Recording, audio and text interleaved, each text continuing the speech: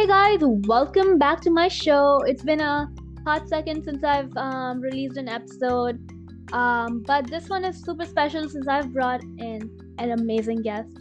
We have not had authors in for a while, but I've decided to change that. Today we have Kimberly Brubaker Bradley here with us. She is the amazing author of The War That Saved My Life, The War I Finally Won, and many other books. Her latest book, Night Ward, released on April 9, 2024, so feel free to check that out. Hi Kimberly, how are you today? I'm doing great. Thank you for having me on your show. Of course, so please introduce yourself and maybe give us a brief synopsis of your latest book. Sure. So my name is Kim Bradley, and I live on a small farm in Bristol, Tennessee. I'm married. My children are grown up.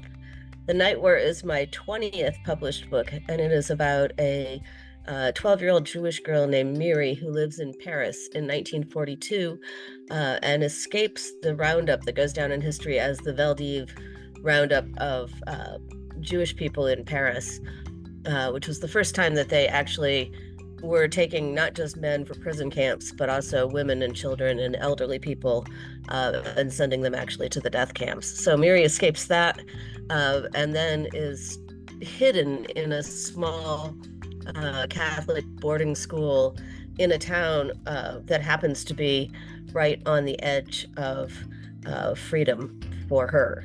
And there's a historic castle called Chenonceau, which is actually a literal bridge over the river that is the dividing line between Vichy France and Free France at the time.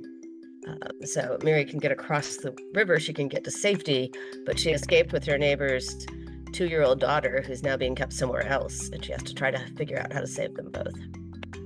I think that's like a really interesting plot. So what kind of was the inspiration behind this? Like, why did you want to write this story? The inspiration for this one came from two places. The first was Chenonceau itself. It is a historic castle. It was built in stages starting in the 1300s, but really reached its heyday in the 1500s when it was owned by a series of famous women, probably the largest of whom historically in importance is Catherine de' Medici, who was the queen of Francis II of France and then was the mother of 3 other kings of France. 3 of her children became king of France at some point in their life. And so she was the person who put Chenonceau into its kind of form that we still see it today, and was a very important place to her. So it's now in private hand. Well, it was always not in government hands in any way. It's owned by a chocolate company, a family that owns a chocolate company in France, and it's open as a really beautifully restored tourist attraction. It's absolutely gorgeous. So I was there first, just looking at the chateaus in the Loire Valley, and then a year later, I happened to be in Israel and went to Yad Vashem, the Holocaust Museum. And one of the things I learned there, as they were talking about the spread of anti-Semitism and how it led to the Holocaust, was about Jewish children being rescued by being hidden in these French Catholic boarding schools. And one thing about France at the time is that an awful lot of kids went to Catholic boarding schools. It was really common, so it wasn't for rich kids, and they had these little schools dotted all over the country. So it was a fairly easy thing to hide children in them. And so kind of putting those two ideas together started off the book. I think that's like, again, as I said earlier, right? Your book kind of touches on like unique aspects of history. Like it's not even like just straight up just putting in facts. I think with like The War That Saved My Life, that series, you kind of like explore like historical elements in a way that you're showing an actual character, like a fictional character, and basing off the experiences or the things that you learn through your research in there. So I know like with topics like these, it's very important to like make sure like you're retaining the historical history, because I know like sometimes people do get sensitive about topics like this, which is totally understandable, right? Of course, yeah. So what have you done as an author that has made sure that you don't face too many repercussions of writing about such a sensitive topic? Yeah, and it's important to say, I mean, you just said don't face too many repercussions. I think people that write irresponsible history should face repercussions. I mean, I have read an awful lot of books, and not any that I would name, and really not any published real recently, because we've gotten a lot better about that in children's publishing. But, books that say, oh, slavery wasn't so bad, or, oh, the Holocaust wasn't that bad, or, we're trying to sort of minimize things, or have things that really wouldn't have happened at the time happen. And I think that's irresponsible and a little bit dangerous, because it allows us not to face circumstances that create huge problems like slavery or the Holocaust. I mean, we have to be aware of how that happened in history so it doesn't happen again. So yes, accuracy is really important to me, while still trying to tell a specific person's story, and that person being fictional. I can make them do what I want within bounds. But for this case, so obviously Shenandoah research. I also had a really interesting tour of the Pletzel, which is the historic Jewish immigrant neighborhood in Paris. And right, as the book opens, that's where my main character lives, but that place would have been teeming with Jewish people from all over Europe who were fleeing Nazi persecution, because France was a fairly safe place. And it was during COVID, so I couldn't go there. But I got a woman in France who's Jewish, whose family still owns property in the Pletzel, and whose grandfather survived that Valdiv. Well, he didn't survive the roundup itself. He escaped from being rounded up and hid, but was there when the roundup happened. And she gave me a Zoom tour. So she had her iPad, and she walked through parts of this neighborhood and showed me things and talked about them. And that was really interesting. And it was a neat perspective. Another thing, place that I did research is actually not just Yad Vashem, but also the Shoah Museum in Paris, which is in the Pletzel. The Pletzel is still fairly Jewish. It's not quite as Jewish as it was, because it's a gentrified area. It's become it's very close to the center of the city, and so it's becoming kind of ritzy. It used to be all these poor immigrants, kind of like New York's Lower East Side, and now it's everybody's buying up all the land. So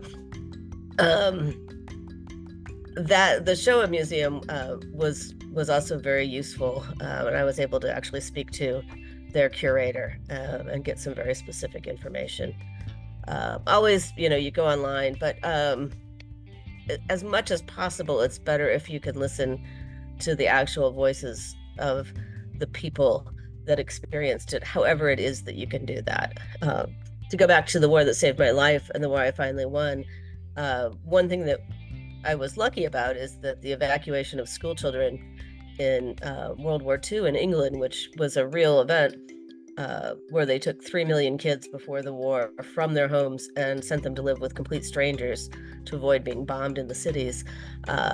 Lots and lots of people, when they grew up, wrote down their experiences or recorded them on audio of being evacuated. Not just in like books and stories and published things, but just, regular everyday people that would never have thought of writing a book. But they were sort of sought out because they're quite elderly now. There are some still alive, but they're in their 80s or older.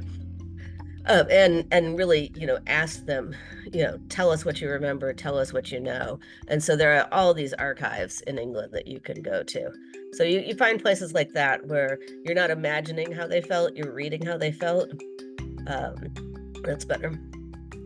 Yeah, I mean, this actually kind of struck out to me, because normally, like, when we hear stories, right, we are always like imagining, like, stories like fantasy stories. We have Alice in the Wonderland, which is purely fiction, nothing, like, it's completely opposite of what you do. Where historical fiction, I think, is just a very tough, like, genre to write, because it's very hard to get right if you are not doing the right research. Like, I know you went through lengths of like research.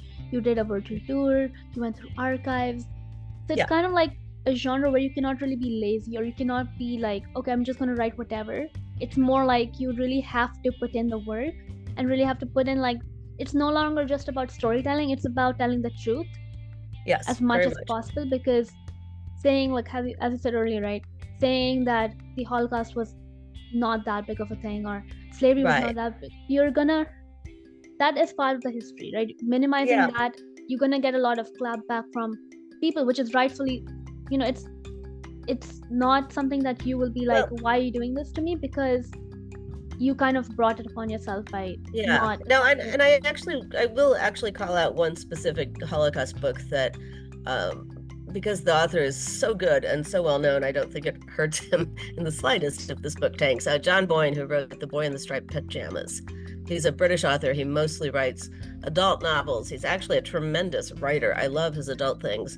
But when he sat down to write The Boy in the Striped Pajamas, which takes place in Auschwitz in the death camp, he didn't do any research, and he admits that. He just wrote a story, and the lines are very well written, the prose is very well written, but the situations he describes and the way he describes the concentration camp are nothing like what it was, and nothing like as bad as it was. And because it's a very readable book, it gets now taught. Schools use it as Holocaust education, and they really shouldn't, because it really has some big important errors.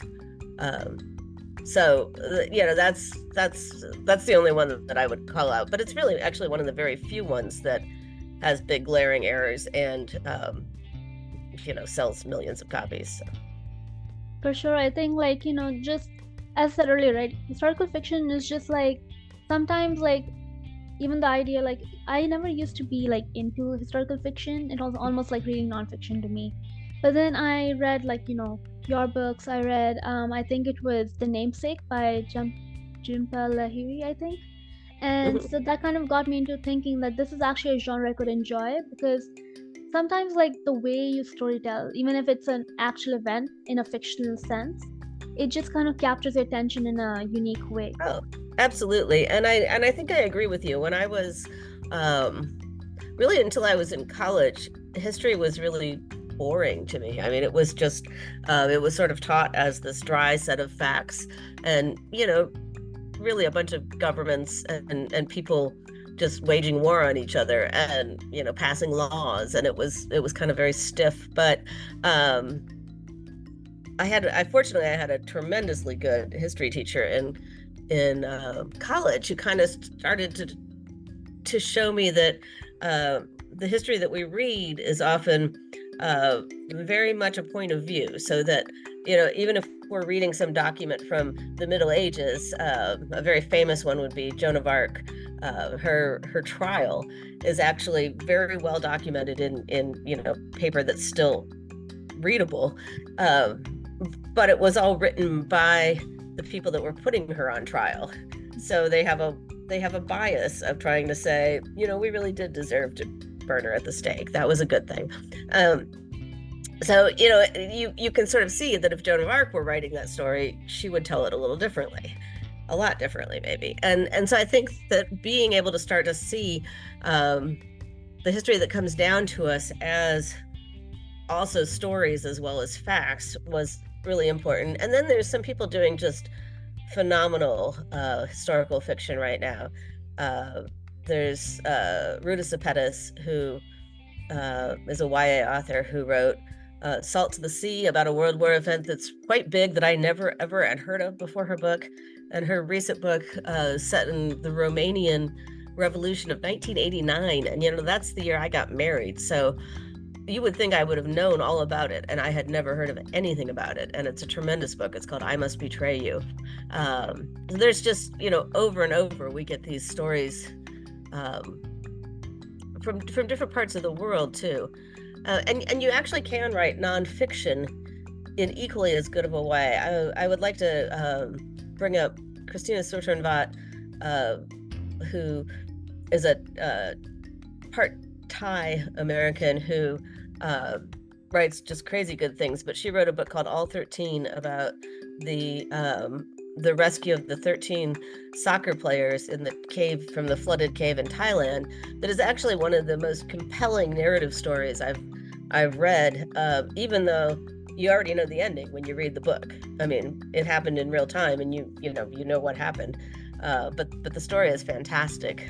Same thing. There's a woman named Dashka Slater who wrote a nonfiction book called The 57 Bus, about a hate crime in California and the repercussions on both sides of the people involved. So I think that it's really, combining the truth with the storytelling can end up with terrifically creative and compulsively readable, like just can't put it down.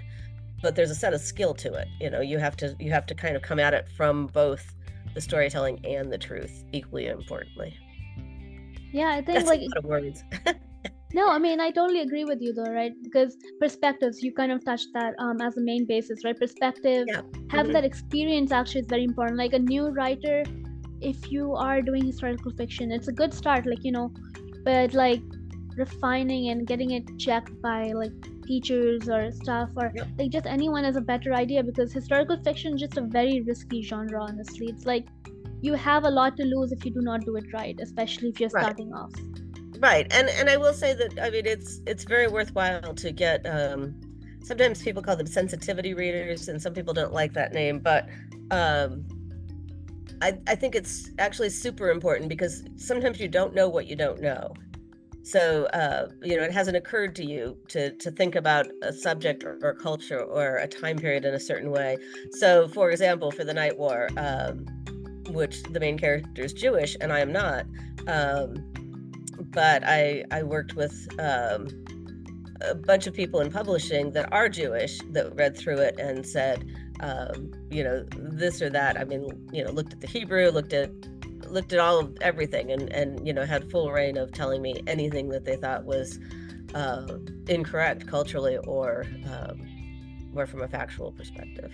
And yeah, that's very important. And it's very important to, if you're writing historical fiction and you need to find a sensitivity reader. And I think that approaching them as a professional, paying them for their time and effort, understanding that this is part of writing historical fiction is important. I don't think that, you have to realize that it is a certain amount of labor, and people aren't going to do it just for free because, you're nice or whatever.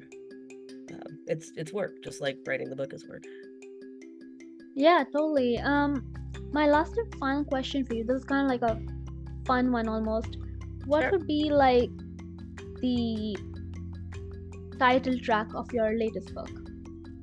The title track of my latest book, meaning like the music? Yeah, it could be like a music, or it could be like literally anything that you think would symbolize it. Well, with the Night War, I would probably put the soundtrack for Les Miserables, That's which a good is, fit for sure. yeah, that works for me really well, actually. And that's a musical I've loved since it came out on Broadway. I saw the original cast when I was in college, which remains one of the coolest days of my life. So, yeah, that's what I would take.